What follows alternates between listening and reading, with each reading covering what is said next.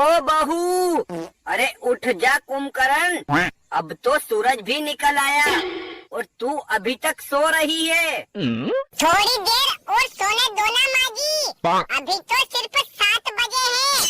मुझे इतना जल्दी उठाकर कहाँ ले जाओगी आप? अरे करम जली, हम कोई भिखारी नहीं है जो मांग कर पेट भर लेंगे। अगर इस पापी पेट को पालना है तो सुबह जल्दी उठना ही पड़ेगा।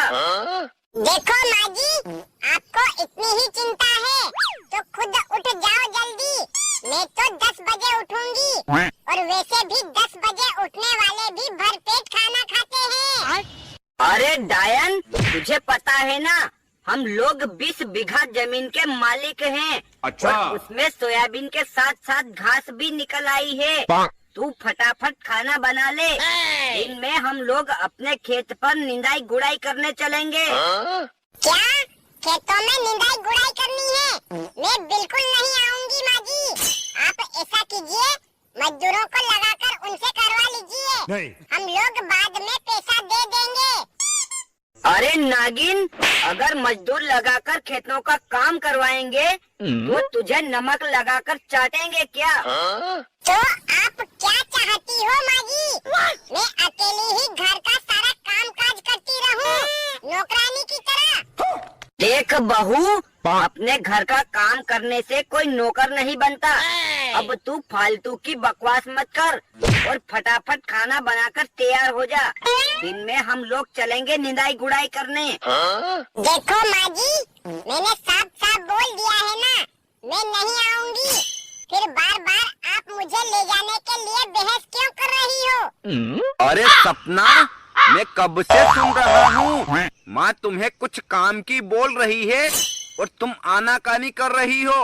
अब जाओ और फटाफट खाना बना लो और दिन में उनके साथ खेत पर जाना। अरे अरुण, क्या आप भी अपनी माँ की साइड ले रहे हो?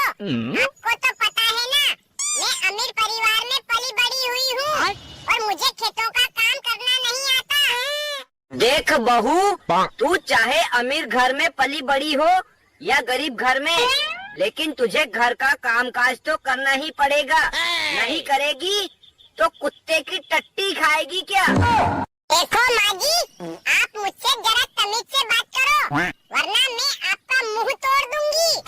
अरे सपना, तू माँ से बदतमीजी से बात क्यों कर रही है? खबरदार मेरी माँ के बारे में कुछ बोला तो मैं तुझे मार मार के तेरा खिम्मा बना डालूंगा। अब जाके आया है ऊंट पहाड़ के नीचे। ये चुड़ैल तो कब से मेरे साथ बदतमीजी किए जा रही थी। मार बेटा इसे। देखो, मैं आप दोनों माँ बेटे को खुली चेतावनी दे देती हूँ। मुझे हाथ लगाने की भी कोशिश मत करना, वरना मैं पुलिस कंप्लेंट करके आप दोनों से जेल की चक्कियाँ पिटवा दूंगी। एक काम कर सपना, तू अपना बोरी बिस्तर बांध और निकल जा मेरे घर से। तुझसे बहस करने से तो अच्छा है तुझे हमेशा के लिए घर से ही भगा दिया जाए। आप दोनों लोग कान खोल के सुन लो, मैं ये घर छोड़कर कहीं नहीं जाऊंगी, क्योंकि मैं इस घर की मालकिन हूँ।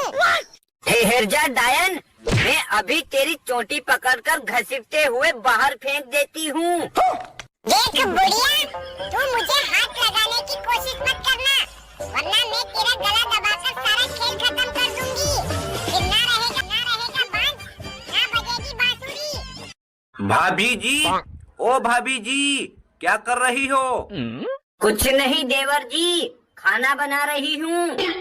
अरे भाभी जी, मैंने आपको कल का बोल रखा है कि मेरे कपड़े धो देना, लेकिन आपने अभी तक नहीं धोए हैं। देखो देवर जी, मैं भी कोई बेटी नहीं थी, घर का कुछ न कुछ काम काज ही कर रही थी। खैर छोड़ो, खाना बाद में बना लूंगी, पहले आपके कपड़े धो देती हूँ।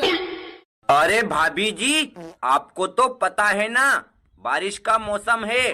आप कब कपड़े धोगी और कब सूखेंगे, और मैं स्कूल कब जाऊंगा? अगर आपको अपनी पढ़ाई की इतनी ही चिंता है तो कल स्कूल से आने के बाद थोड़ा कम मोबाइल देखते और अपने कपड़े खुद धो लेते। अब तो तुम भी बच्चे नहीं रहे, तुम भी जवान हो गए हो। अरे भाभी जी, आप घुमा फिरा कर बात क्यों कर रही हो? साफ साफ बोलो ना, आप मेरा कोई काम नहीं करना चाहती, काम चोरनी कहीं की। अरे आकाश, तुम अपनी भाभी से ये किस तरीके से बात कर रहे हो? थोड़ा तो उनकी उम्र का लिहाज रखो, वो तुमसे उम्र में बड़ी है। देखो विकास भैया, तुम तो कुछ ना बोलो तो ही अच्छा है। मैं जानता हूँ शादी के बाद तुम पूरे बदल गए हो। तुम्हें अपनी बीवी में कोई कमी नजर नहीं आती, हर वक्त मुझे ही गलत ठहराते हो। ऐसी बात नहीं है छोटे, तू भी इसी घर में रहता है और ये बात तू भी जानता है कि तेरी भाभी सुबह उठने से लेकर शाम को सोने तक घर का सारा काम काज करती रहती है, और अगर कोई काम ना कर पाए तो थोड़ा बहुत हमें भी कर लेना चाहिए। हम कोई घिस थोड़ी जाएंगे।